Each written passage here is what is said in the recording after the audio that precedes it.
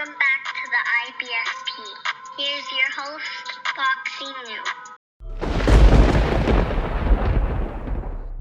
Welcome back, fight fans. Welcome back. Controversy. Jermall Charlo states that Sergey Derevyanchenko did not beat Triple G. He only made it closer than what was expected. So look, let's just break down his comment. And he basically states he didn't win the fight.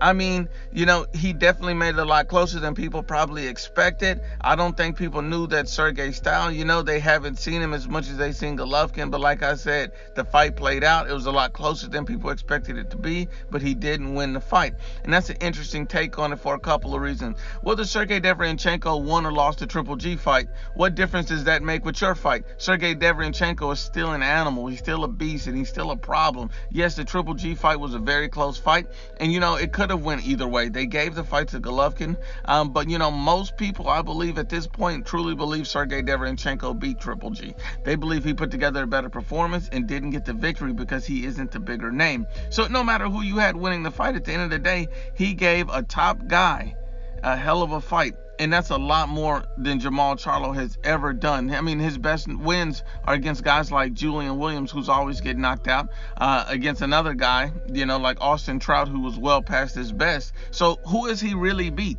And everybody at 160, he's beat tomato cans. So at the end of the day, Sergey Derevyanchenko has never been blown out by any top guy. I mean, this guy fought Danny Jacobs in a close fight, Triple G in a close fight. He fought a Danny Jacobs that Jermall Charlo openly ducked. So we got to be real about this situation. And then when we look on Jermall Charlo's end, you see Matt Korobov state that, people knew that I beat Jermall Charlo. And here's his exact quote. He states, I thought that I won the fight. It was definitely a fight that could have gone either way, but I believe, the people know that I won. So at the end of the day, we know that Jermall Charlo didn't give Matt Korobov a rematch because that was a difficult fight for him. He ignored Matt Korobov. It was too risky to give this guy a fight who gave you a bad stylistic matchup. At the end of the day, a lot of people felt like Matt Korobov beat you.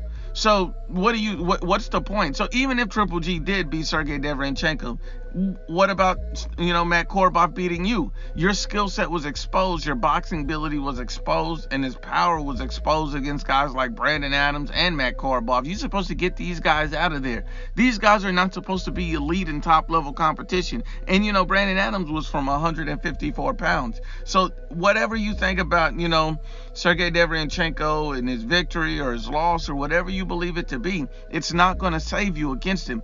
Now you're thrown to the wolves. You're thrown to the fire. This is the toughest test of Jermall Charlo's life.